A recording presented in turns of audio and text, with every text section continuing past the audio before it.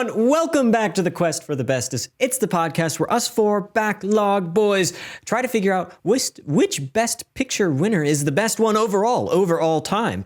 But today we are not doing that. We are on the final mission of our side quest. We're about to tick that quest objective and get a sweet reward. Today we're talking about a film that already won Best Picture. It's West Side Story, directed by Steven Spielberg. Pretty big film, came out a while ago. Got a bunch of buzz while it was in early production, then kind of went silent for a while, and now it's back in the running for Best Picture, a musical, and we'll have some thoughts about that. I'm really excited to talk about this because we've all seen this movie already, but we haven't seen this movie already. It's kind of out there, really, when it all comes down to it. And so I really am looking forward to hearing your thoughts, as well as sprinkling in a few of my own when necessary. But before we get to that, I want to think about last week, because last time we talked about a Dune, right? We talked about Dune. If you watched until the end, maybe you caught a little glimpse of our favorite puppeteered friend, Mr. Sandworm.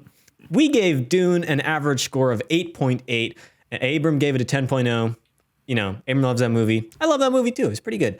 But 8.8 puts it at number 3 on our list. So it's not at the top, but it's not at the bottom either. But I think that's largely unimportant for this review. Most of them are like that. Yeah. Most of them are like that. Minus 2, who are at the top and at the bottom. Mm-hmm.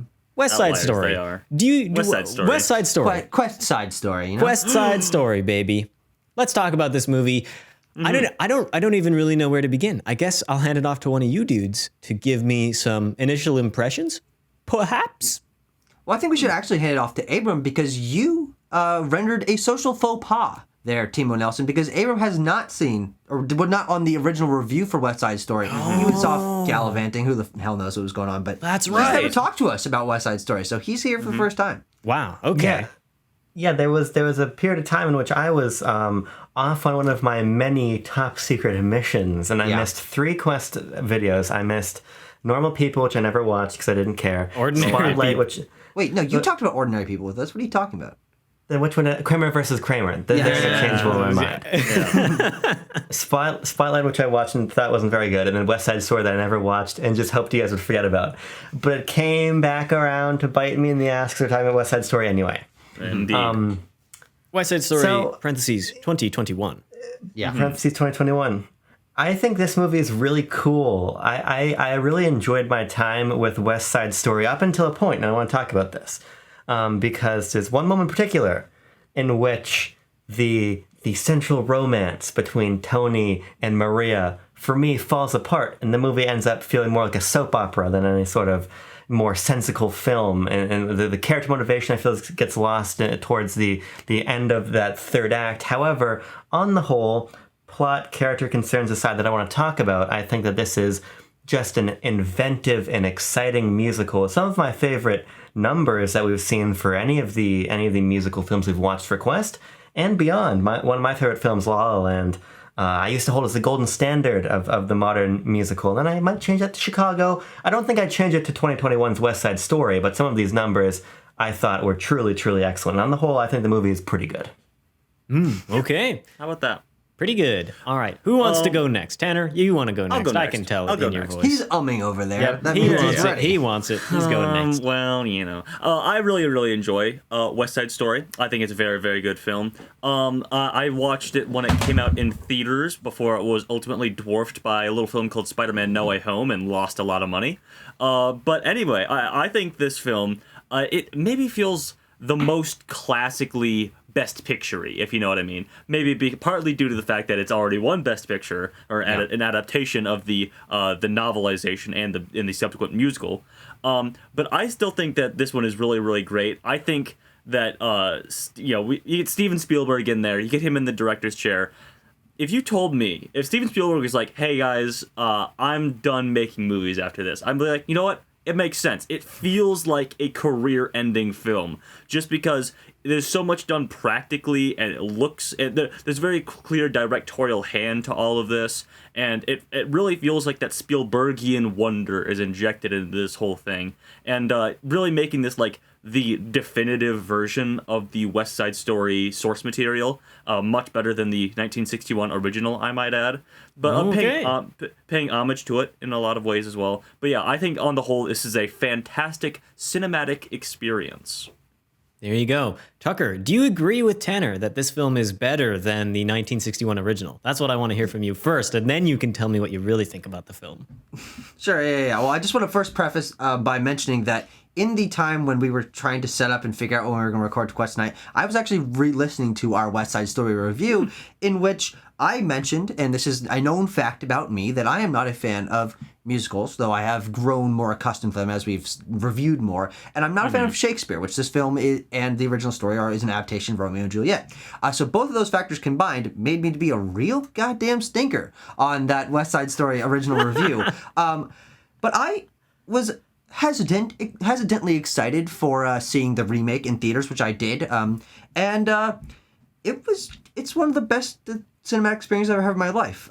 This is one of my top 25 favorite films I've ever seen. I think this film is categorically improved in every facet, except for maybe the set color from the original.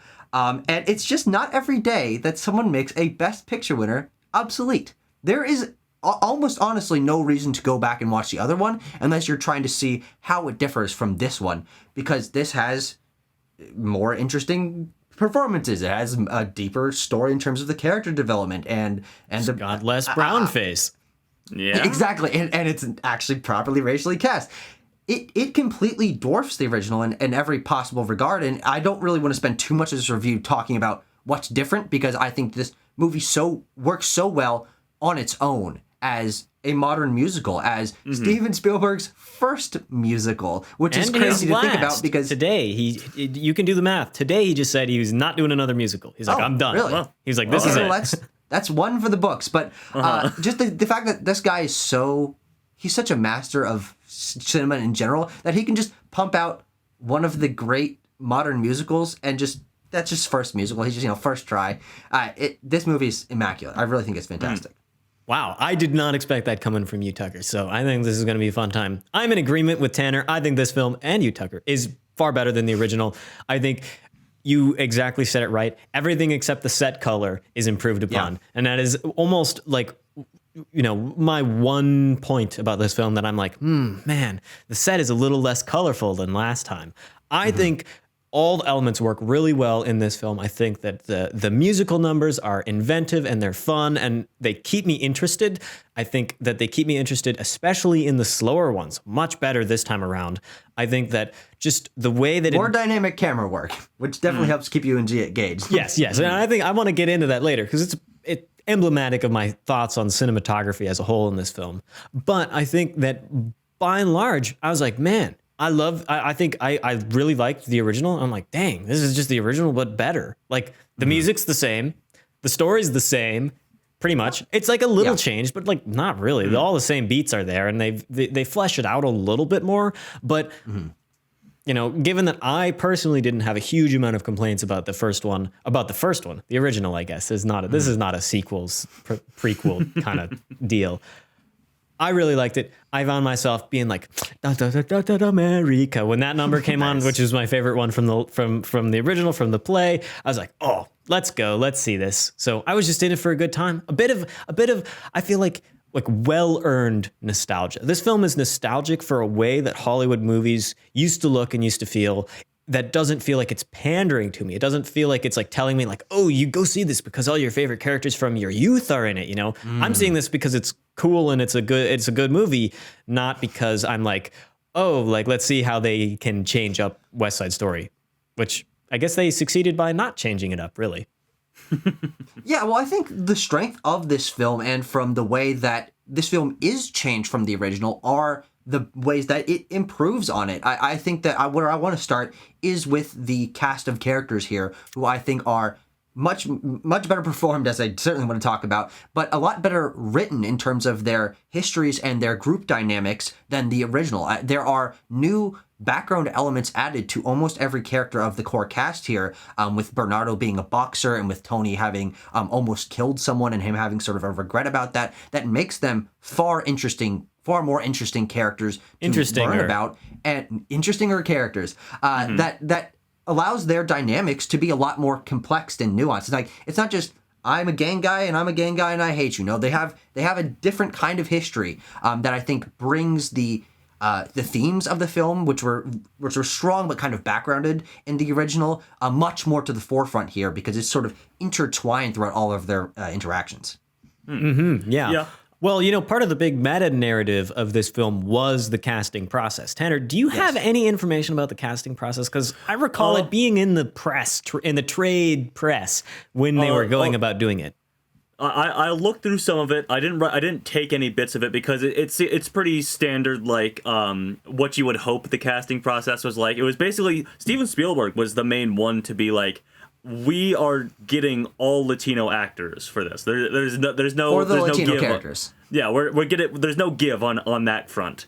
And he was also apparently one of the people doing a big push for like getting different skin tones of Latino and getting different nationalities and stuff like that. And I think there was one line that he says, we want to stray away from the ideology of the original was that Puerto Rican equals dark skinned, and he's like, no, we're getting like all different skin tones and nationalities and stuff like that. But that's all I saw about the casting process. Is there anything you had in particular, Timo? It was wide ranging. They saw thousands and thousands of applicants for the two main roles, and eventually, because the what's her name, Rachel Zegler. Rachel Zegler. This is her first role, right? Yes, she was cast right out of high school. She was actually cast, and she asked Steven Spielberg if she could still do her high school musical, which they were doing Shrek.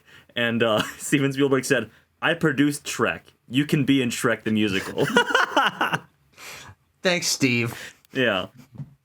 I mean, to me, that just speaks of Spielberg's vision for this. I think he clearly knew what he wanted to do with this film, and just starting from the ground up, from the cast, trying to find the right people for these roles, to have them look the part, to have them really feel the part. And I admire his trying to go outside the industry, going and finding people, just out of high school, to be these major roles.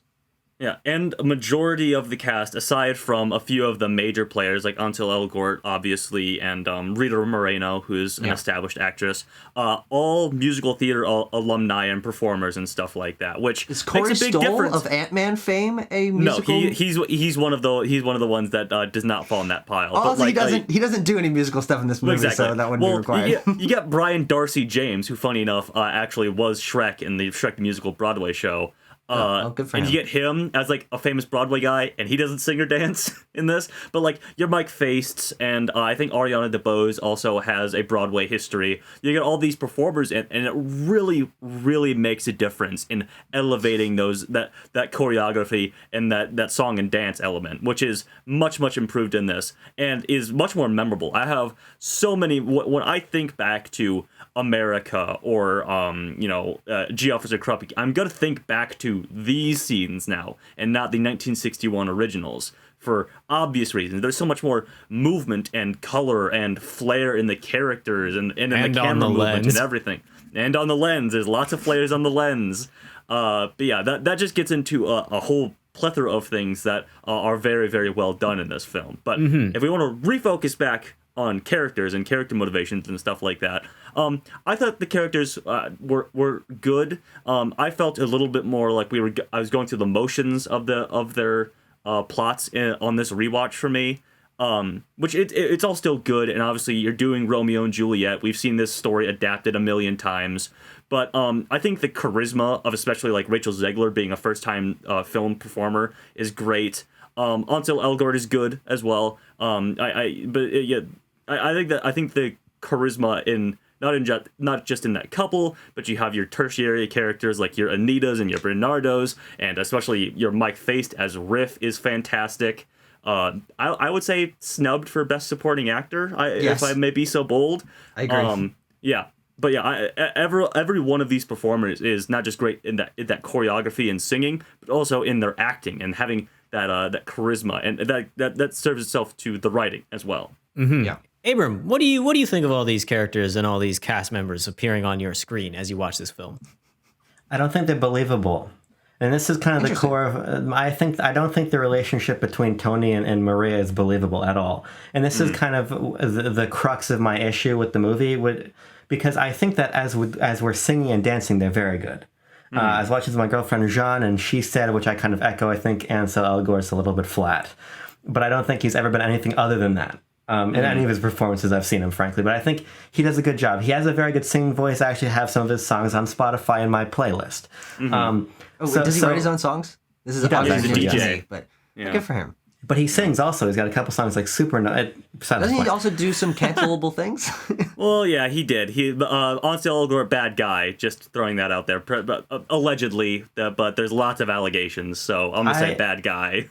I actually didn't know that. I don't really know anything about him, frankly. So I'm not an Ansel Elgort supporter beyond like Supernova or whatever. There's a reason that he's not doing. There's a reason he's not doing awards pushes and stuff for this movie. Okay, well that's good to know. But where I come down to it and I agree with you. I think Rachel Zegler is very good. I think she is fantastic in all of the scenes she has. But I think that the movie, the quality of the writing loses me because I don't feel like I connect to their relationship, especially after Bernardo is killed, which is, I think, such a point of incredible emotional height. And I think that the entire rumble in the salt storage shed is fantastic.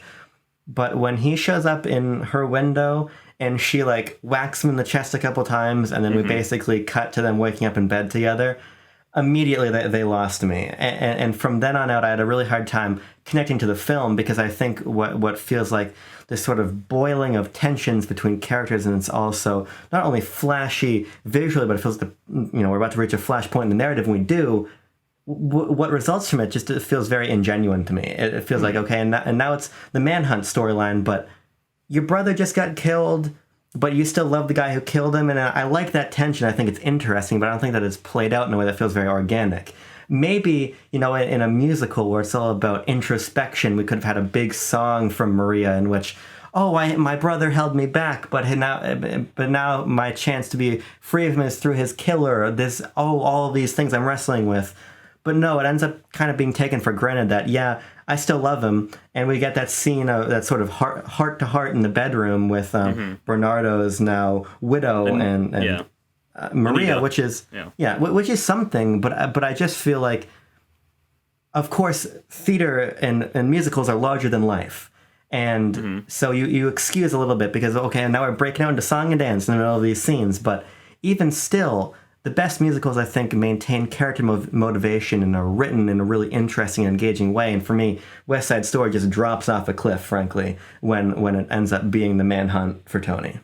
That's actually kind of interesting because I don't know if your exact line of thinking on that like solidified in my brain while I was watching it, but I definitely felt the film like as a film a lot more post the Rumble. I felt like I felt the time go by, and I felt it slowed down, and it is where the film I think lost me a little bit in the end there. While I'm just kind of like yeah, I know what's gonna happen. I know how this film ends. Like I almost I feel like you're right, and the reason why I didn't get those become like reinvested in the story after the Rumble was because the core character dynamic that's really going on wasn't as strong or necessarily as supported as it was beforehand. And so my only real complaint about the film is that I feel like it's slow in the last 45 minutes. I feel like the Rumble happens almost too early in the film. I feel like they could have squeezed some more time out of our pre-Rumble, and then you have the Rumble, shit hits the fan basically, and you just wrap it all up after that. And so not really character, but a little pacing thoughts for you right there. Sure. Yeah. I definitely agree. I don't think it hampers my enjoyment. Obviously, it's one of my favorite movies I've ever watched, so it didn't hurt me that bad. But I think what it does, I think it's all very intentional. I think Steven Spielberg recognizes that this last part of the film is going to be different tonally, is going to be different pacing-wise, because the film is all energy and pizzazz and passion up to that point. And then both in the pacing and the writing and the character moments and the song and dance and all of that, the characters lose that spark because they realize there are genuine stakes. But they both just watched people die. And of course, then Tony dies at the end. But I think it's actually really interesting to see this sparkle unravel, and what you're left with is sort of just this dread of, oh, actually we can't, like, we're not invincible. Like all these rumbles and our bantering back and forth between the groups can lead to genuine stakes. And watching them both die and having Chino go through his whole character arc of realizing that he wants to stand up for himself and stand up for his friend who died and become impassioned in that way, and then the way that Anita reacts to it and the way that the Jets react to it and the Sharks react to it. And the thing that I agree is sort of lost is the focus on Tony and Maria's relationship. But I think that's actually important to sort of tie up all the ends afterward and sort of see how is each group and each character feeling about this scenario. And we get songs from each of them. We get moments of each of these characters reacting and understanding this situation. And then the movie, Tony dies and the movie sort of goes off into the wind. And it's like, it leaves you on a sort of a sour note. And obviously, very intentional. The filmmaking mimics that, the writing mimics that, the pacing mimics that, and I think because it's so intentional and for me works so hard on a thematic level in terms of ending all of these character arcs and relationships in a sort of dour way. I actually think that it's a strength of the film to be able to have, a majority of its runtime be flashy and exciting and very passionate, and then sort of be able to get a colder, more dreary side on the other end. Mm-hmm. Sure, yeah, I don't disagree. But Tucker, you brought something that I think the culmination of like the realizing that you're not invincible is a big part of, especially this being a story about a lot of young people, like teenagers to maybe early 20-somethings is the age range that we get here. And I think that comes across in a lot of great ways in the film. One of my favorite moments is after the scene where Riff and the Jets buy the gun to bring to the Rumble, and they're like playing like kids in the street, and they're going like pow pow pow, gotcha, yeah. But they have like an actual loaded gun on them. That's a great like reminder that like, oh, these guys of like, well, first of all, they their upbringing is severely it was a big detriment to them. They didn't have a lot of parental Officer guidance. Krupke. Yeah. Thanks, Officer Krupke. But yeah, and that comes across, and they're like, oh, these guys are kind of like, maturity wise, they're stunted a little bit. Like they're still like scrapping like kids or whatever, but they're old enough to like actually do damage to each other. Yeah, they're old enough to like actually do damage to each other and like buy guns illegally and have these dealings with like older, real dangerous criminals and gangsters and stuff like that. And I think there's a number of moments that hit that point very well. Also, the scene where Anita comes into Doc's shop and you get her pain showing through where she lies about Maria's death. And then also the Jets reacting to this whole situation by almost raping her and being stopped by Valentina, who I do want to also get to because I think she's a fantastic addition to this cast of characters. But yeah, I think you're right. Is the immaturity of it is given a new light at the end, and I think that's very important thematically. And that's a big juxtaposition. Well, between the Romeo and Juliet story is also a thing of that like Tony and Maria have known each other for all of 2 days, and they're gonna run off and get married and stuff like that. So yeah, that maturity is a big theme through all of West Side Story. Mm-hmm. I just feel like that was obvious to me. Yeah, I suppose from the beginning, right? I don't feel like the movie's dishing out many revelations. I think what's interesting about these scenes, like with the gun, is that they are fun and well choreographed. But I think from I think largely silent opening of the film, of course, is shit banging around and everything. But there's no dialogue for a good little bit there. And I think I understood. Yeah, these kids are immature. I mean, they look young, right? It's kind of hard to place some of them between like 17 and 32, but you get the idea. I mean, this is Hollywood casting. We understand that they're supposed to be young 20-year-old men, and I like that tension. I just feel like we lose it when it becomes like soap opera-y of you killed my brother, but I still love you, and now I'm gonna go tell the lie that's gonna try to keep Maria safe, but then Maria shows back up, but Chino is right there. On one hand, I get that it feels theatrical, but I just feel like we talk about how it brings all these other characters into the fold, and we see these reactions to the fallout. I never really felt that on a personal level. I felt it on a Jets level and a Sharks level. But I remember sitting there watching the credits, and I was like, these guys have names? I feel like They've got some great fucking names in there for all those side characters. Yeah, but like, does it ever matter? And I guess this is kind of my thing. It feels like we've got Tony and Maria, right? Defined characters, and then we have the people in their strata who I think are almost entirely underplayed, but they at least have a role. Your Bernardos, your Anitas, all these characters. But we see very little screen time of each of them. I think Anita is a huge issue there of she's Tony's lifeline, and we understand her as this figure, and we sort of get a lot through Tony of who she is, but Tony kills somebody and we see her like 2 times. She goes and like pats Chino on the back and the movie ends. I get the idea of like this sense of fleeting temporality of, you know, oh, you guys are actually in the real world and the real world doesn't really care about you. You're going to get shot. You're going to get killed. This isn't a game to you. But as a viewer, I actually wanted more time to sit with some of these characters and understand them, because frankly, it's cool these guys have names, but to me, that's the group of the Jets and the groups of the Sharks that dance in the background. They're nothing to me beyond that. And I actually think this movie would have benefited from being a little bit longer post-Rumble, not in terms of shifting the Rumble even further towards the beginning of the film, but tack 20 more minutes of screen time on there, because ultimately, I don't care about a lot of the characters. And I feel like that's just because we don't have enough time to spend with a lot of these people. Boy, howdy, you would maybe not like the original, because this is one of the areas that it's much improved upon. Yeah, that's what I was going to bring up. And I just completely disagree, frankly, because I think one of this movie's strongest suits is how balanced the screen time is between that cast. I mean, you get plenty of scenes of Anita and Bernardo and Riff. Like, for me, they're the focus of the film. Their conflict, it's all rotating around the romance, but they're the more interesting characters, and seeing Riff lead the Jets and be conflicted about his past relationship with Tony and his dynamic with Bernardo and how Bernardo reacts to Anita and Maria, like the 3 of them especially, I think are not only the highlights of the film in terms of acting, because I think Mike faced David Alvarez, I believe. Yes, David Alvarez and Ariana DeBose are all genuinely phenomenal. Some of my favorite performances of last year. But in terms of thematics, in terms of the scenes that they are giving, they're the ones that do things that are above the bar. I think we get Romeo and Juliet love storyline from Tony and Maria. And I think Tony and Maria are significantly more interesting in this than they were in the original. But how this film balances such a large cast of characters with, in my opinion, like 5 leads essentially, with how Bernardo and Riff and Anita are balanced in terms of their screen time with with Tony and Maria.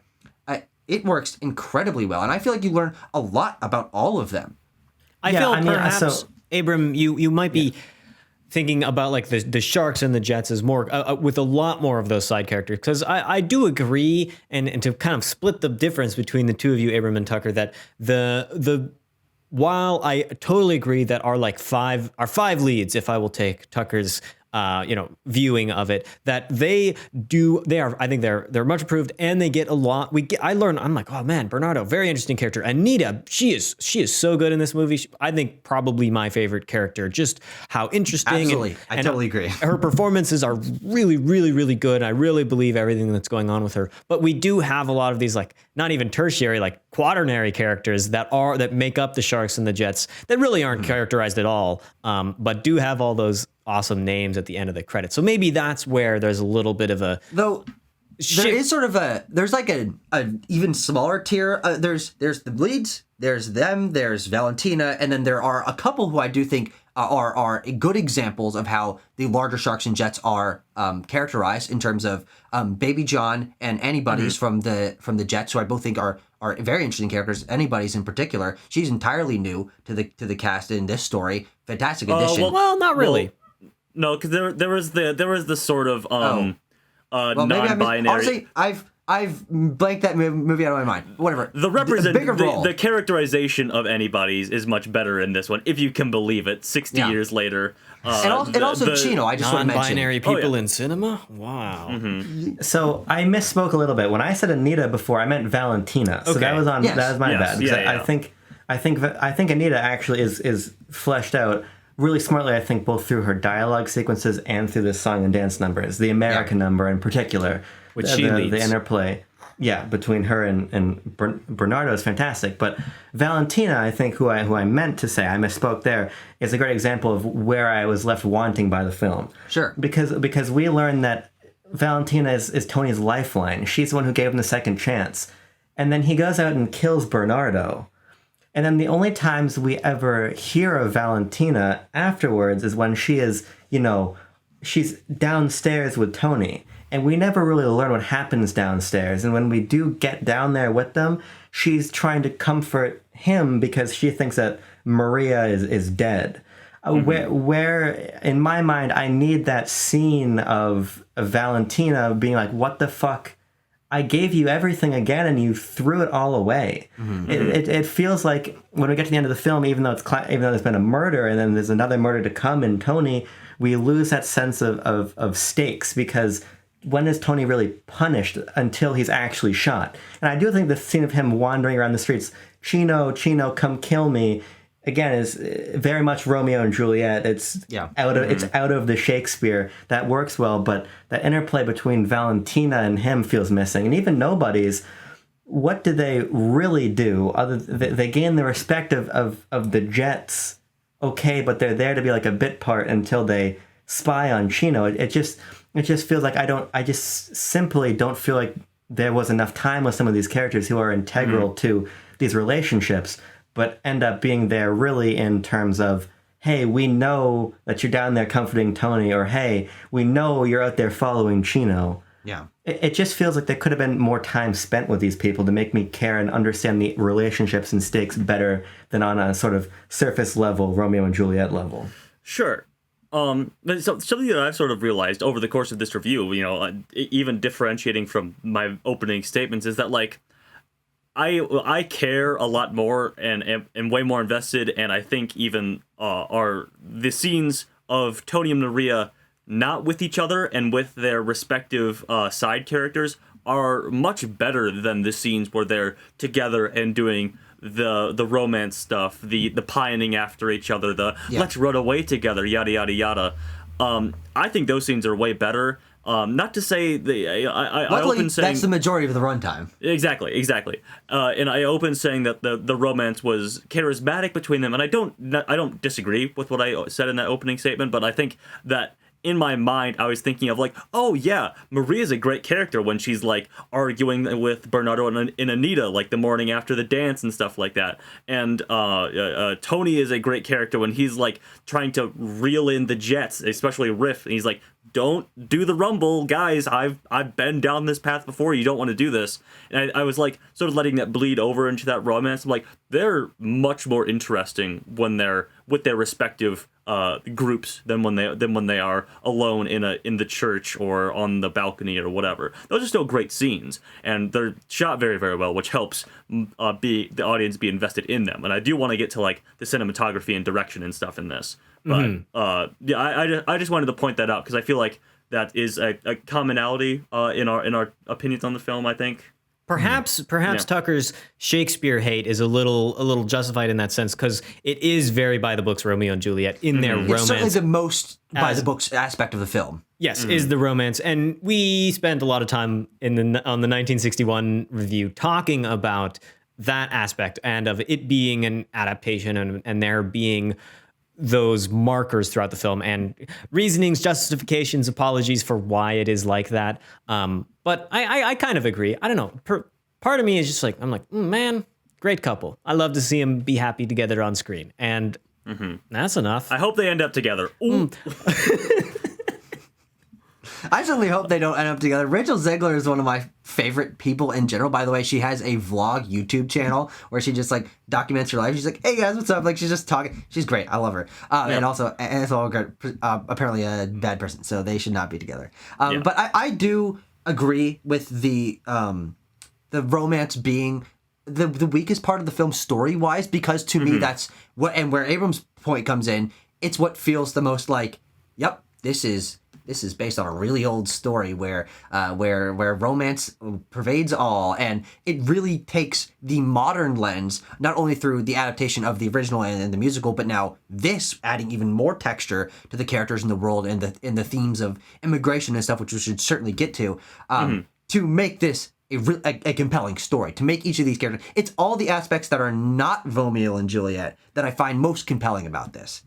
Yeah, I think you guys have kind of clicked that in my mind, I suppose. I think that the romance just bogs the narrative down because I want to talk about the sharks and the jets and the sort of political context of the film and the performances and everything, because that feels a lot richer and it feels like there's a lot more going on opposed to I sort of have to accept that we're just going to do Romeo and Juliet and I have to get over it. And it just feels like there's a much different quality of writing when it pertains to them as in comparison to when it pertains to everything else. Because the American number, for instance, is such a great example of we're really taking our time to dig into the different perspectives just on the Puerto Rican side of this larger, sort of situation about American capitalism and racial identity and all of this, and that's all great, but then it's like stab Bernardo, and then we've got the tragic song of Maria saying, "Ooh, I've got this amazing boyfriend," and it all falls apart. It just feels like, again, the Capulets and the other ones I don't remember or care Montagues. about. The Montagues. It's two different houses, and it feels like there's different qualities there. So I guess we could pivot over to that other stuff that's frankly more interesting to talk about. Absolutely. One of the things that I most liked about this was how the setting of the film just was like, the setting of this New York City in the midst of turmoil, of change. The old housing blocks are all getting torn down and we're just in these streets full of rubble. I mean, it looks like a war zone, for Christ's sake. Yeah. In this like very turbulent setting that makes the world feel very fleshed out and makes it feel very it feels, even though this is a unrealistic film, it's a musical, the like actual setting to me is like super grounded, and I'm like, okay, this is all happening amidst this greater situation that's going on. They're going to build the Lincoln Center, for you crying out loud, in the neighborhood, and there's these the subtle undertones of everything that's going on housing wise, which is all bleeding into our main narrative. And that was the part some of the I don't think it's super explored very deeply beyond just like, oh man, things are changing, It's context. But to me, it really makes it feel a lot more whole and a lot more like, cohesive. Yeah, I agree. I think adding that extra layer of not only that the buildings are being destroyed around them visually being very interesting in terms of a unique location of everything is just covered in dust and bricks and all sorts of crap. And the amount of detail that goes into like making sure you place everything to make it look like wrecking balls are actually going through everything is impeccable, but also in terms of that thematic value of why are they fighting? Not only because they're just groups of young boys who are charged racially against each other, but also just like we're different, so we need to fight. But their territory, both of their territory, their collective territory, the West Side, is being destroyed. Like the clock is ticking. They're about to be what's the word for rich people moving in? Gentrified. Sorry. Yeah, the area is about to be gentrified. They're about to lose their entire home, their entire identity. And the way that plays into the sharks feeling like America's just moving on without them because they're Puerto Rican and not white is an interesting layer on top of their conflict, but also the layer on top of the Jets' conflict of we've been here our whole lives and no one cares. No one notices us. We're just the scum at the bottom, and we want to fight back and show who we really are. And this is our land. We've been here since we were born. And that also feeds into their racial conflict together and stuff. Like I think just that one little twist of adding the ticking time on quote unquote of that their area is being destroyed is a fantastic touch, which the original did not have. And one element that I think this film does is, yes, it's lacking those colorful sets. But those colorful sets worked because it was like pristine and immaculate, and there was no dust anywhere. And like this was just like a bright red walls, bright yellow stuff. Boom! It's going to be colorful and visually appealing. But this feels textured. It feels like an actual world where racial turmoil can exist in. And I think that's a very important point that important aspect that Steven Spielberg no, we need something more here. Yeah, and it allows Spielberg to do the awesome oneer at the beginning of the film, flying all through the rubble, and it's just like, oh yeah, okay, Spielberg, I know you directed this movie before it started. What was I gonna say? Tucker, you brought up a lot of stuff that I wanted to comment on. So one, I think another element of the racial turmoil is, and it sort of plays into like systemic racism as well.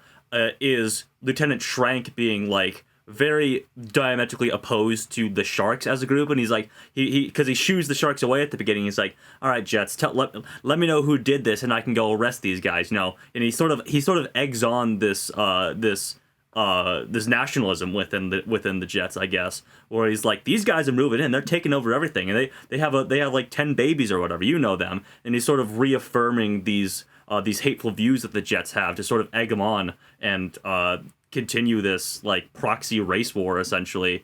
But he also insults them in the same breath. He's like, you guys are like the most useless white people that exist in the city or whatever. So you know, there's that extra level of like disrespect towards the Jets, and like doubly so for the Sharks.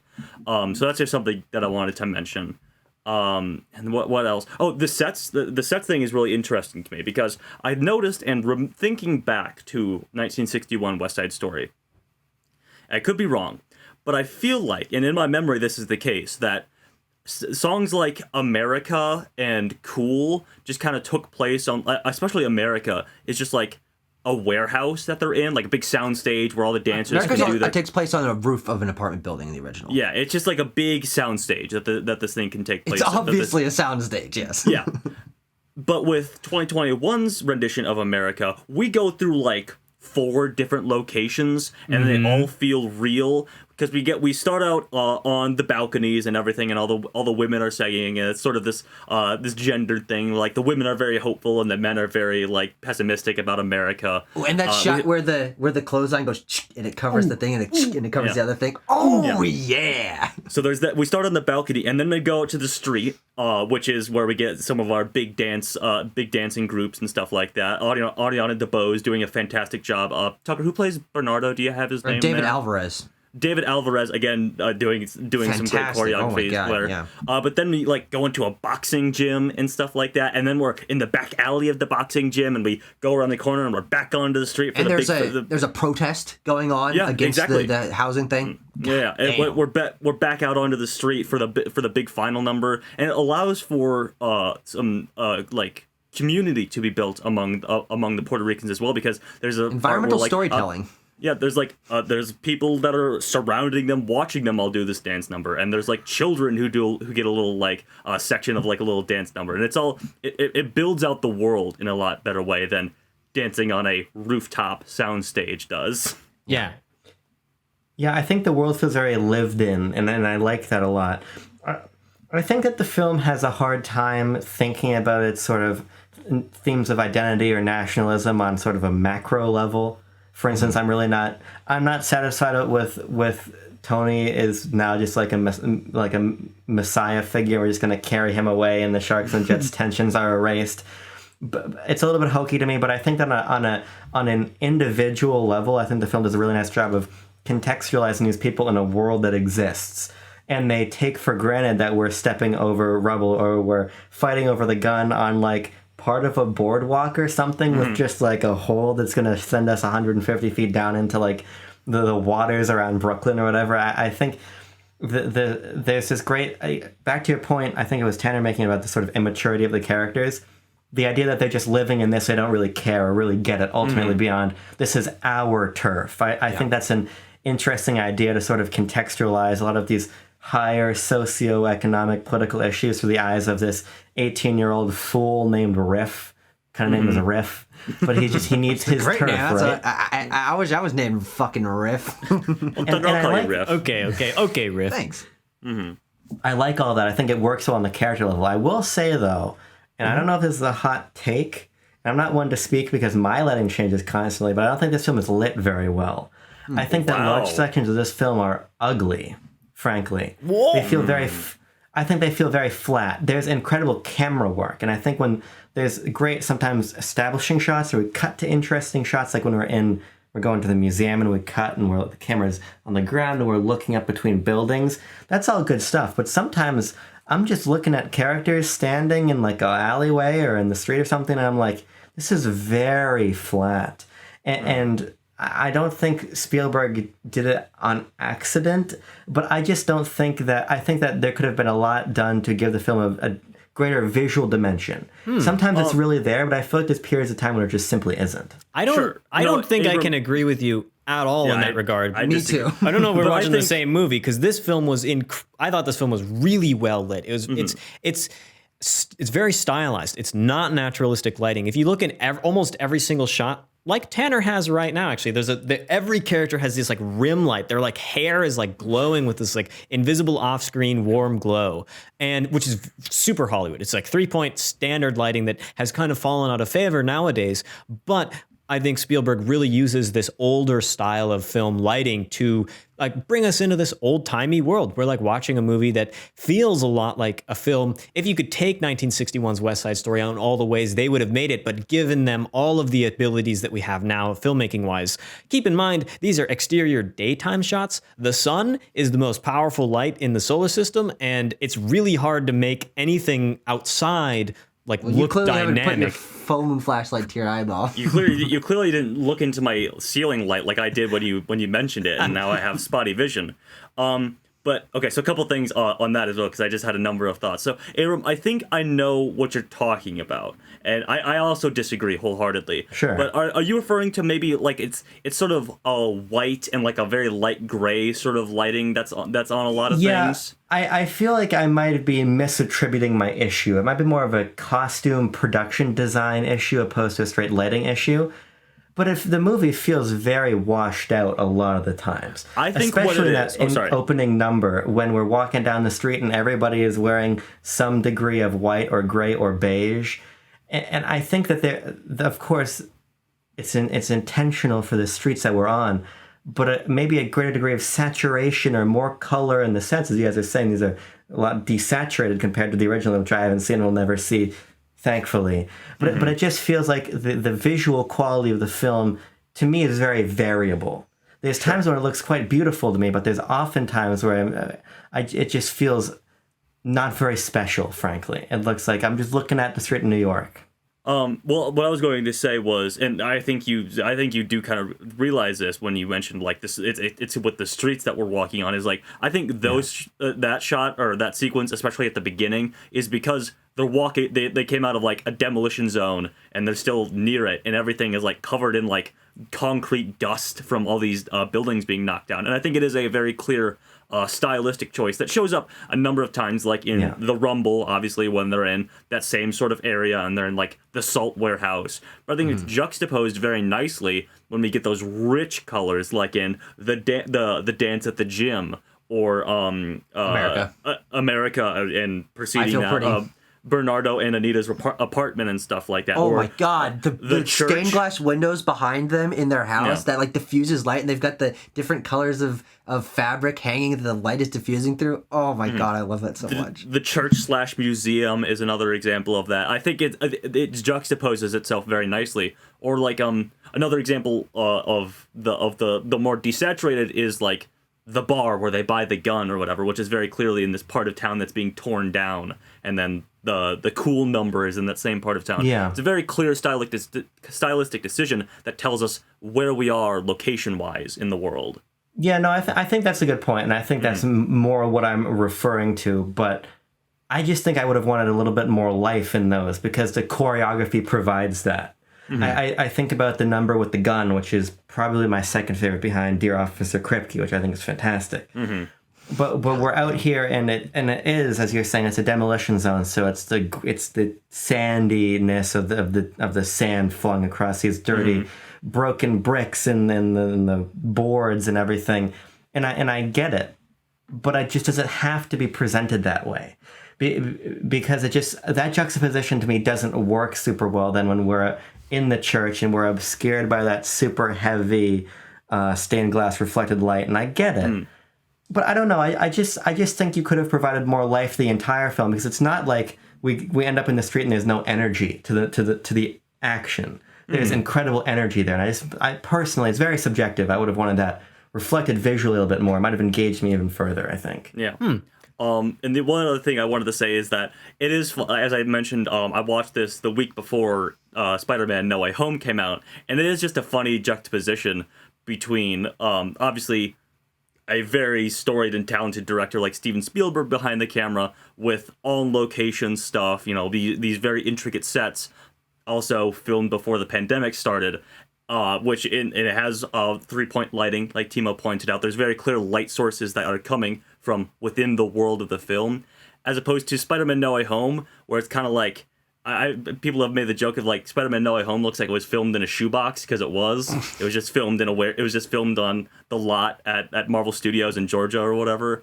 And it's a very clear juxtaposition there in between not only the talent of the director behind the camera, but also the work put in by the tech department, the lighting, the sets, and everything, and the work that was able to be done based on pandemic issues, obviously. I want to quickly revisit the church sequence, the museum and church thing, because that was where I had a realization. I was watching that sequence and I was like, okay, yeah, I'm like really listening to the lyrics of the song. I'm paying attention to I'm super invested. And then it just kind of hit me and I was like, oh, this is a slow number. This is like, they are letting these syllables ring for, beats upon beats. And I was like, but I still care. I still care a lot. And I remembered back to the original, and those sequences really not working as well. And I think it is on that visual direction.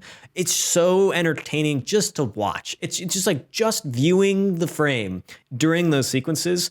I think Spielberg knew. He was like, okay, these songs are not the most, there's not room for crazy choreography. We're just going to show off like the virtuosic singing, but by golly, we're going to make that camera just do all kinds of stuff to replace the choreography that really isn't happening nearly to the same degree as some of the other sequences.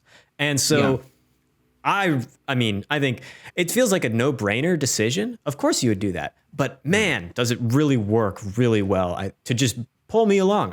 I'm totally in. Now I'm in on every musical sequence, not being like, oh, when's this one going to end? Can we get on to one of the ones that I like? All of them were good because of the camera work and because of that visual direction.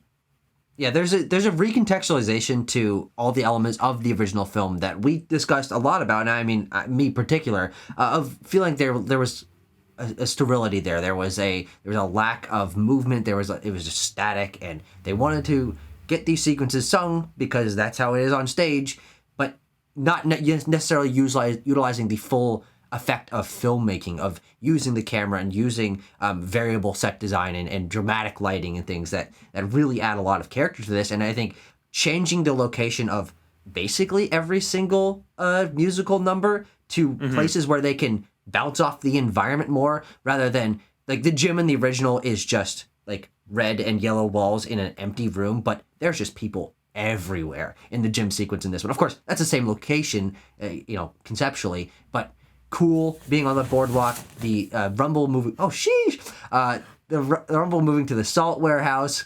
I feel pretty being in Gimbals. Yeah, sorry. Officer Krupke being in a police station and not just like on a stoop on the street. Absolutely, and papers flying everywhere. Absolutely, yeah. And what it really creates to me, which is something that I've noticed, I one of the big reasons I disconnect from musicals a lot is there's a disconnect between the world the characters are living in and the characters. They are in their heads, they're singing these crazy things, they're doing these imaginary crazy sequences, but then in the world of the reality, they're not doing it. But this film leans just a tidge more into maybe this is real. People react to their singing. They're like, oh, what the heck is going on there? They're giving them funny looks. They're panting after they're finished dancing. That one woman in the G Officer Krupke thing locked herself in things. She's just like watching, like, what the hell's going on out there? Even when Tony starts singing Maria and the lights turn on in the basketball court, it's a guy going to turn on those lights. It contextualizes these fantastical elements of musical theater in maybe this is just how the world they live in works. And that makes it a lot more engaging for me to just want to watch. There's not a disconnect. And I think it's cohesive, it's interesting, it's fluid, and it does something that I wish more musicals would do, is musical worlds are stupid and crazy and ridiculous and everyone's on the streets doing crazy things, but maybe that's just how it is. And I think that's really fun. Well, Tucker, I think you might have that might be colored by your musical experience, because by and large that is how musicals are. But knowing what musicals you've watched, like Chicago, obviously it sort of removes itself from the reality of the film and has these characters performing in an imaginary stage. Yeah. Or like I hate to bring it up here, but Dear Evan Hansen, where the musical numbers occur and then extras are just like walking by, going about their everyday thing. So like the musical numbers aren't really happening, but we're watching them unfold. Dear Evan Hansen's bad, and if you take that film and West Side Story and juxtapose them together and basically have how they do anything and everything, it shows you how to do a musical right and wrong. Well, yeah, exactly. And also, another thing I wanted to notice, I noticed in juxtaposed with Dear Evan Hansen, and as a benefit, good job to Spielberg, he's like, what if people just want to watch the dance sequences happen? Let's hold on a wide shot. Let's let the choreography play out. It's fun. It's colorful. These people know what they're doing. They're trained. They're Broadway trained. Let's just let them do their thing. Whereas, I don't want to talk about Dear Evan Hansen that much, but Dear Evan Hansen is just like, cut, close up. Cut, close up. Yeah, it's the Spielberg. Yeah. It's the Spielberg oneer. I mean, there's a bajillion video essays on YouTube about why it really works as a filmmaking thing, and he uses it here to great effect. The camera moves all around, and you don't really notice it until you like really pull back and you're like, oh yeah, this is like really highlighting what is going on in the song and the dance, in the scene in general. Watch a video essay on the Spielberg oneer. You will be highly rewarded. I was going to ask her as just a fun little question. What's everyone's favorite musical number? I think we've all said that, I have my favorites, or I have my second favorites, or whatever. If you had to pick one, what is your favorite? Bum, bum, bum, bum. I said it in the beginning. America. I love that one. Yeah. I love that one in the original, and I love it in this one. It's easily Dear Officer Krupke for me. I just think it's fun. When I'm talking about I want this film to just be constantly energetic, that's a great just example of it. Yeah. It's that merger of what we perceive as reality and what they perceive as reality, where that line actually is who really cares, because it's just cool watching them, all of them with like a fucking book and two like court benches become, we're in the psychiatrist's office, we're over in the jail. I love when we just lift something as simple as pantomiming being in jail by lifting up the bench and the bars are between the face. Like, it's just all so clever. And I think that's when the movie's at its best for me. Yeah. And because you guys are talking about all this stuff and I'm thinking back, like, yeah, I guess it is lit that way. I guess it this or that. But maybe I just didn't care. And I feel like I just have a disconnect because of this sort of plot level romance stuff that I could never buy into. But when I was buying into the film, it was when we were in this choreography that was full of life, and I could just sit back and think, how the hell are they even moving like that? Yeah. Whether we're talking about also the scene in the gym, it's very simple in terms of the camera work. There's no real invention in terms of, now we're going to pretend to be in all these different vignettes. No, it's just people dressed in opposing colors dancing. But that tension there and just the way they move is incredible. So those are probably the two highlights for me. Yeah. Tucker? It's America for me. I think that's the catchiest song. It's also the one that I heard before I saw even the original West Side Story. Like, I just heard that song in my periphery. But I think Tucker, it's because we played it in band. I think we played some West Side Story stuff. Actually? I think so, yeah. I remember something like that in high school. Huh. Yeah. Okay. Well, that's entirely possible. But everything about that, and especially because Anita Ariana DeBose, I think is one of the strongest aspects of the film. I mean, I love almost everyone's performance. Actually, I don't think there's any performances I don't like in this. But the way that she emotes and shows her passion and does her flips with her dress and stuff, it's top-notch stuff, and it's exactly what this film is like narrowing down to. Is like colorful characters, fantastic choreography, like passion from the actors who obviously are really excited about what they're doing. Yeah. I'm gonna cheat and pick two. I'm gonna cheat. I asked the question. I asked the question obviously because I love all the ones that you guys said as well. Jefferson Krupke, America, obviously fantastic. I'm gonna cheat and pick two. My first one, and why I'm allowing myself to cheat, is the Gym Mambo, because there's no words to it really. But I just love all the band work, like the instrumental band work there, and the choreography. But I it's mostly just listening to it because the guy on the trumpet is just going off. He is wailing. He is wailing on that thing. And they keep doing like push-ins on him. He's like, ooh, yeah, exactly. He knows what he's doing. My other one, which I only gained the appreciation for on this watching, is Tonight, the reprise of Tonight. Yes. Oh my god, the intercutting. That one is good too. Yeah. we cut from, hang on, I wrote it down here. We cut from the Jets started, and then we go to Anita getting prepared to like jump Bernardo's bones when he gets home from killing people or whatever. And then we Anita's go gonna to have her kicks tonight. yeah, exactly. And she's singing about it in church or whatever, which is very funny. Yeah, it's a great and then we moment. go to Tony and Maria, and we jump between Tony and Maria as they do like the chorus of the song, walking down the street, like Maria going to work and Tony going somewhere. I don't know where he's going. I don't remember. He's preparing. walking here, man. It's New York. Yeah. And then we cut back. We're cutting back to like the Jets, and then Tony and Maria, and then Anita, and then Tony again, and the Jets, and then the Jets come around the corner, and Anita's like going down the subway tunnel, and they're singing at the same time. Maria, sorry, yeah. No, but Maria's going to meet Tony to go to the church.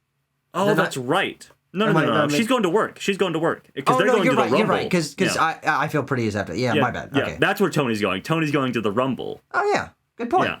Because the Rumble's right after Rumble's that. about to happen. Yeah. Rumble's about to happen. But yeah, I love the reprise of Tonight when it's all the layered lyrics and everything. They're all singing different lines, but it meshes very well. It's molto bene. Good job.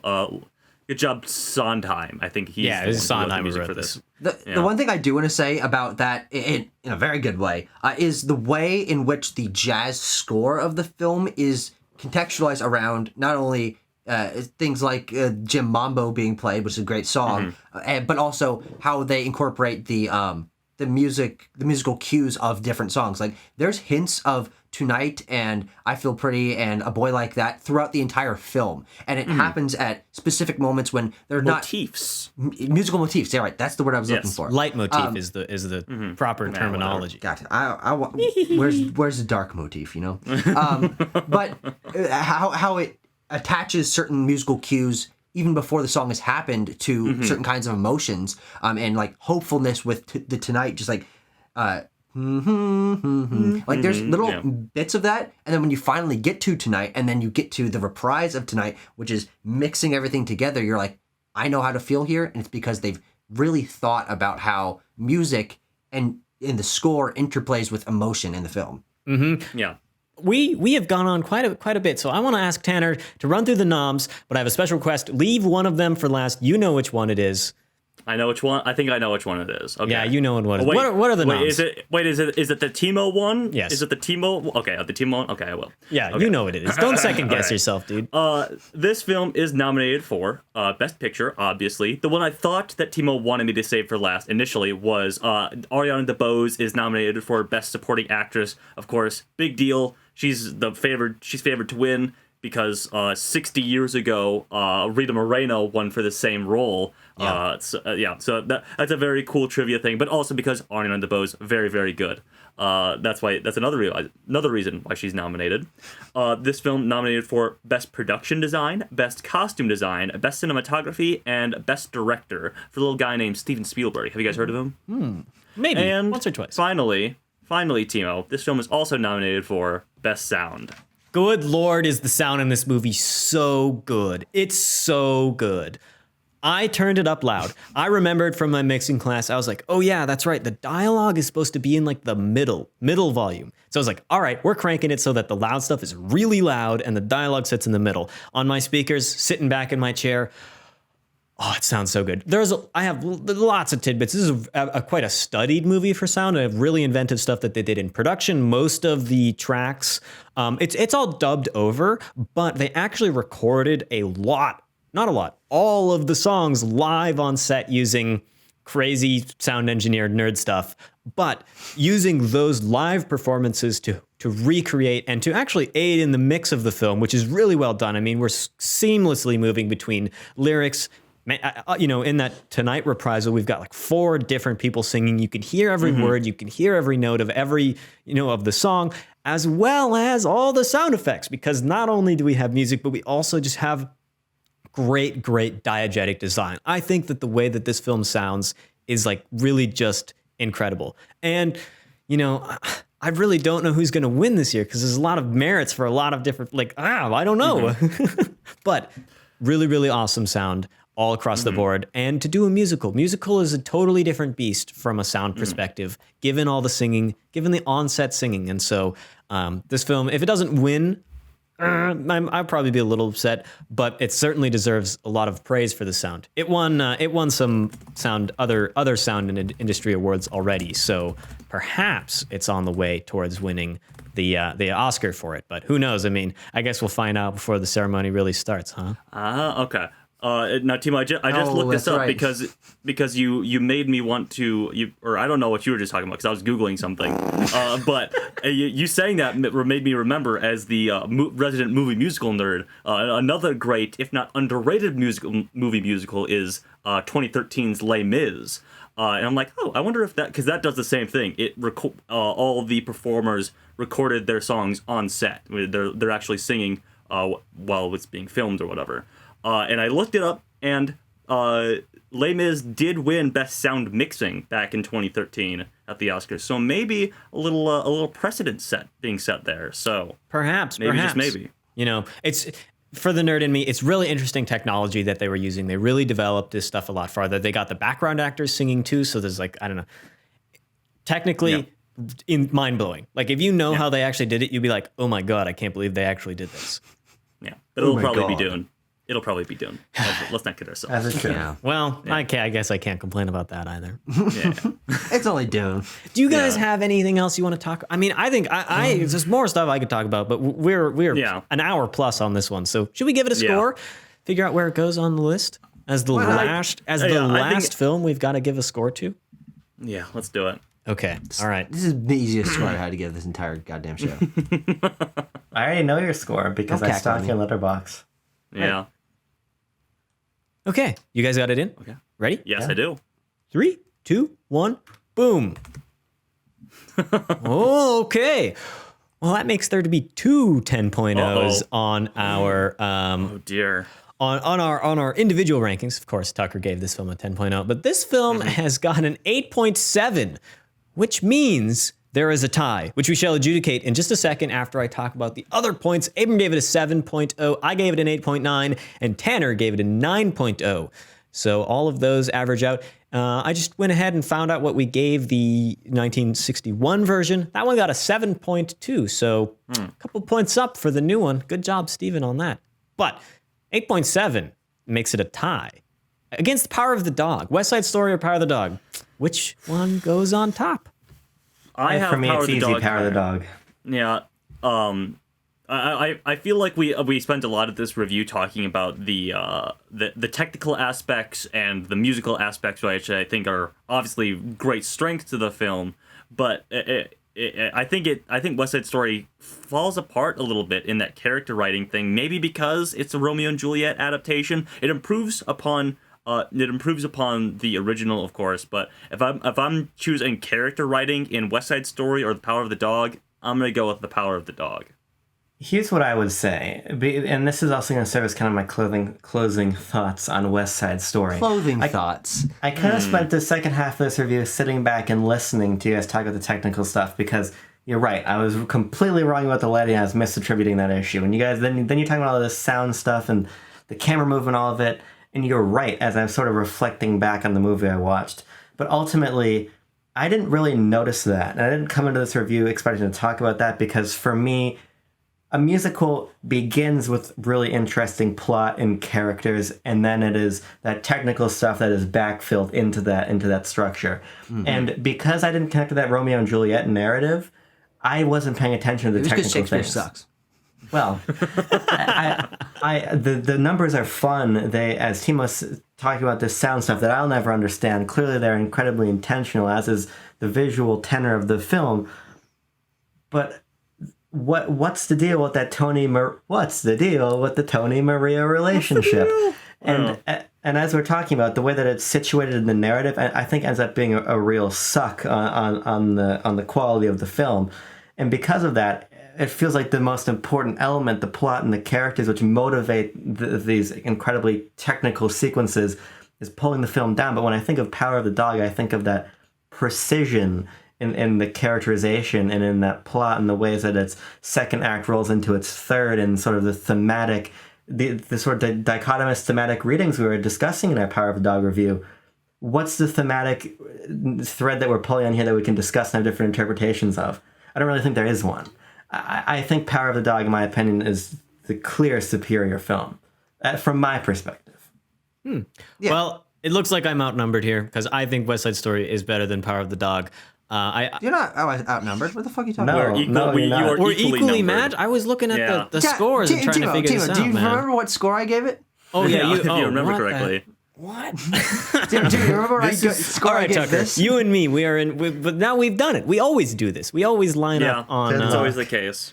But as we should. I mean, this film is the clear, far, and superior one, in my opinion. I do think that what Power of the Dog did for me, in retrospect, was bring about fantastic discussion. But I do think that in the moment, for me, I'm enjoying Benedict Cumberbatch's performance, though, that has hit or miss moments. I'm enjoying the cinematography and the set design, but it doesn't feel like anything particularly special. It feels like the sort of culmination of ideas and a talented director.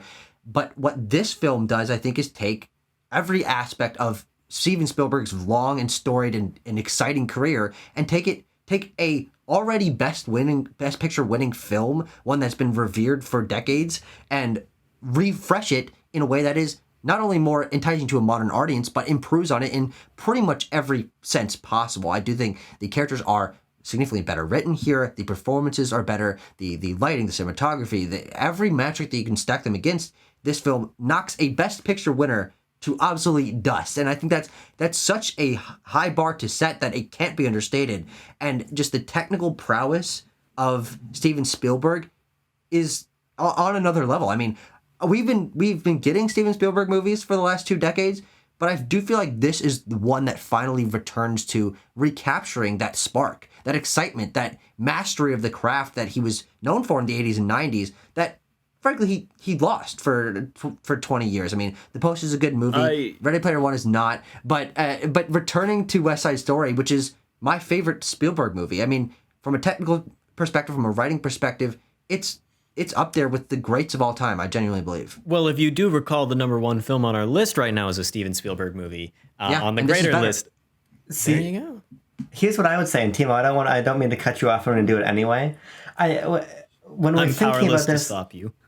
when I think about this as the Best Picture winner, I think that its status as a remake makes it interesting and hard for me to say that it is as big of an achievement, because Sure. we talk, as you're saying, with Jane Campion and Power of the Dog, you talk about it sort of being the culmination of incredible talent, but it ultimately, West Side Story is this bigger achievement.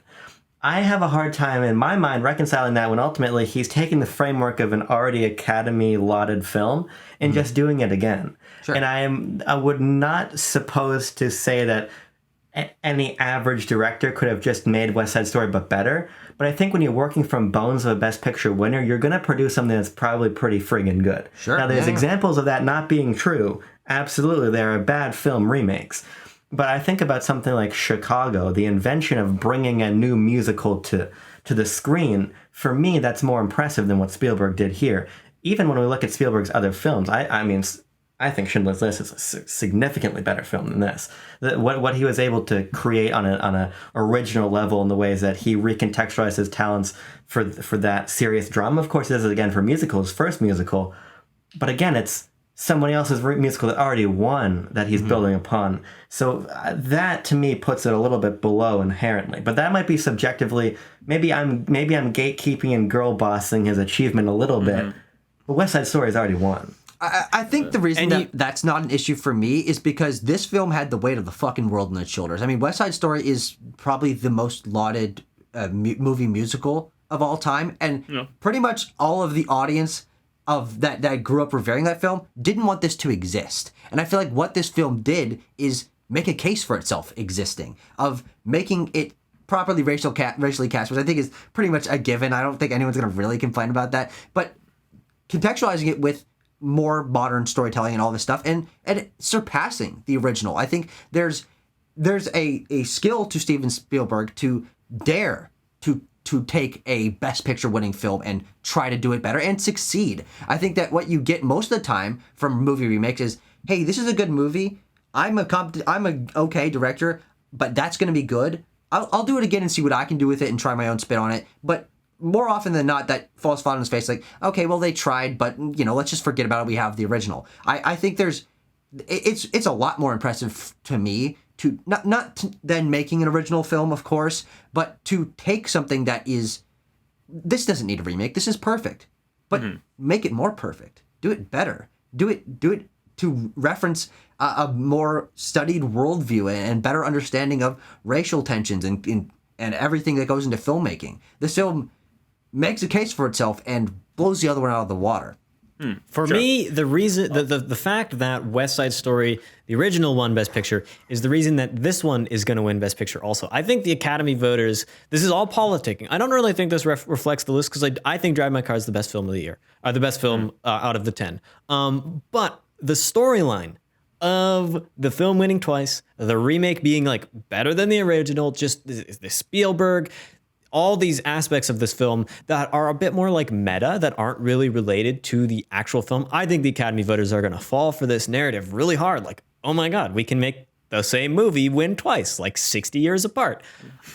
And therefore it's going to win. And the same role for supporting actors.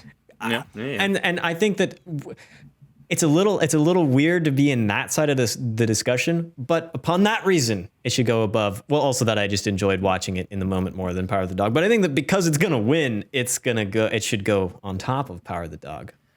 Can I just ask a general question because I'm not a fucking nerd who knows this kind of information? Is this a front runner for the award? Power of the Dog is the front runner. Power of the Dog is. Yeah. That's what I thought. Yeah. Timo's introducing some new politicking that Sure. I agree with, or I think it should win Best Picture. I actually don't think it will, though. You will see me foam at the fucking mouth on my couch if it does. That would be that'd be wild if it won Best Picture. Holy moly! Just that, Timo, you just saying that is I'm casting my mind to a week from now. Where I'm like, holy think shit! It's interesting for me. Obviously, I love this film categorically. It's one of my favorite movies I've ever seen. But I walked out of this film. I walked into the film not liking West Side Story. I walked out of this film thinking that West Side Story should win Best Picture. Like, this movie, when I saw it, I'm like, this should win every category. I've never seen a film in modern times that feels like that Return of the King or Titanic or these films that won tons of awards. I walked out of this saying, yeah, and of course this is all in my brain. I'm hypothesizing, like, there's no way this doesn't win everything, and there's no way this doesn't win Best Picture. Like, I was convinced when I left the theater that this is one of the best movies I've ever seen. Sure. What does that do to our ranking? I don't have tied. a hat to throw. I don't have a hat to throw in the ring. I'm gonna stick by my guns and say Power of the Dog, even though I love both of these films very, very much. But I do have two quick trivia things. Okay. Two very, very quick trivia things. Because Tucker said something about this film surpassing the original. Stephen Sondheim, before he passed, did say that he preferred this one to the original. So there's that. That one of Who's that? One of the the guy who wrote the music for West Side Story on Broadway. Steven Spielberg has now become the only person in history to be nominated for Best Director in 6 consecutive decades. 6 consecutive? Wow. What? Yeah. Well, it's 1970s to 2020s. Jesus. Okay. Wow. Yeah. Man. I mean, Steven Spielberg deserves a consolation Oscar for Indiana Jones losing to whatever the hell that lost to that year. Terms of endearment or whatever, I think. Who cares? Here's what I want to say. First of all, I think we're going to have to throw this one to the audience to break it down. I think you're right. I think that's where this anywhere. is going. Yeah. But if I may, Timo, I know you're trying to wrap it up, but sorry, I have to ask that. I have to draw this comparison. I'm just curious about your answer here. Because I am a first-time West Side Story viewer. yeah. And so I don't speak about this film because I can't as being better than in any way. And here's what I want to think about. I want to think about some real Kino here. I want to think about Zack Snyder's Justice League. A lot Taking of great source material and making it worse. No, he made it better. He made it better. He made it better. A lot of the incredible, quote unquote, let's say comparatively incredible reviews for Zack Snyder's Justice League compared to the abhorrent Justice League cut was the nature of comparison. Yeah, of course. And that's where a lot of my praise of that film came from. In hindsight, I think Zack Snyder's Justice League is just okay. Do you guys, either on a personal level or on just a broader, being more engaged in the film world than I am level, think that sort of comparison and that sort of meta narrative is driving for me to suggest that the praise for the movie is anyway fraudulent, but do you think that that's framing this conversation in a way that maybe in a couple of years people are going to say, hey, West Side Story was pretty good, but maybe we're caught up in it in the release moment? I think that's undeniable, especially when you just look at like the narrative surrounding Ariana DeBose winning. Because literally every site that is doing Oscar predictions right now is like, and obviously she's going to win because of the 1961 to 2021 thing. I think it's undeniable that the remake factor is playing a hand. Yeah, I think it's kind of impossible to divorce this film from the original by being a remake. So, yeah, I definitely will have to spend some time thinking about how my criticism and review of the film is impacted by having already seen it, because I definitely totally think it has. This film is Absolutely. contextualized 100% by me having seen the original. So perhaps I ought to seek out more viewpoints from those that haven't seen the original and just watching this one as a first time into the West Side Story universe, or perhaps people who have only seen the Broadway play and have not seen the 61 version, Somehow. but have seen this version. Yeah, I think it's interesting to think about the idea of this discussion being contextualized around a framework is undeniable. It is, I think, impossible to divorce yourself from that. But what I think is interesting is really every film gets that opportunity to have a huge reaction when it comes out. This is the new thing, and then it fades after a few years. I don't necessarily think it's fair to consider that a criticism of the praise for this film, because it is a part of it, and if it dies off over time, oh, sure, okay, that's fine. But I mean, like, that happens with everything. I mean, Titanic, great movie, but I guess we kind of did think it was one of the greatest things of all time when we saw it again. Yeah, we did. There are very few exceptions that breach that and have the long tail. I mean, if this doesn't, that's fine. I don't think that's necessarily a bad thing. No, I think you're right. I think my point is more just like, when branches back to Justice League, the point was not that the characters were written strongly, but that the characters were better than they were in 2018. So I'm just interested to see if maybe West Side Story is going to have that moment where it's reviewed not as being 61 on steroids, but the film that released in 2021, maybe not just by outsiders like me who don't care and will never see the original, but just people like, you know what, by its own merits, this is, it's better, but maybe in comparison to the Chicagos and the La La Lands of the world, it's not. This is better than La La Land. It's not all that. And the Les Mises. Who gives a shit, Tanner? What? Les That's Mis a sad underrated. musical. Les Mis underrated. Should have won Best Picture. Really? I don't know. I It don't was know. long enough to win Best Picture for sure. Yeah. What won Best Picture in 2013? Or what 2013 movie won Best Picture? Does anyone remember? No, not off the top of my head. Off the top of your head? Okay, I think never mind. Ants won. Ants. I think, I don't Abram, think we'll that's just true. have to revisit it. I think that I can't really know right now because it's recent in my mind, and it's all of the meta narrative about it coming out in the 60-year anniversary and all that. Perhaps we'll stick around because this is kind of hard to change that it came out in the year 2021. But perhaps warrants further thought later on, a couple years from now, maybe just kind of previewing the general review atmosphere of the film a little bit more divorced. I don't know Tanner, why that 12 Years a Slave won Best Picture in 2013. No, sorry. I looked it up. Argo won over Les Mis. I got the year wrong. Okay, yeah, that's good. As it should. So Yeah, yes, as it it should have should've. won. Les Mis should have won Best Picture. Well, maybe.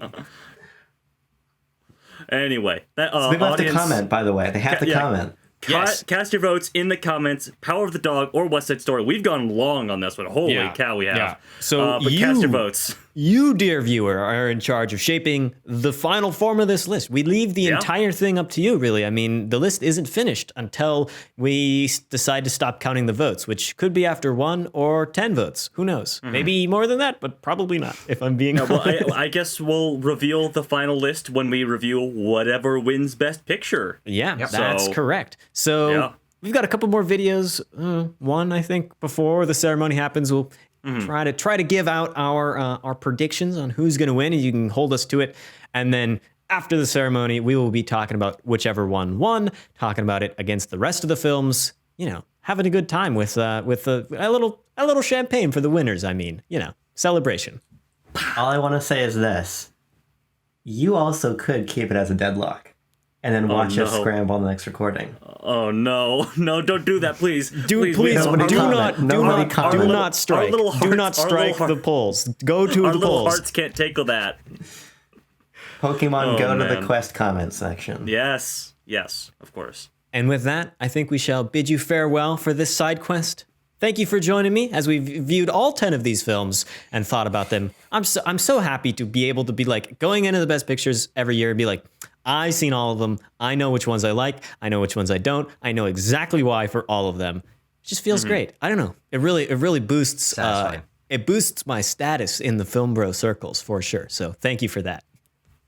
We will see all of you, dear viewers, once the ceremony, well, maybe once before, and certainly after the ceremony is over. So until then, peace.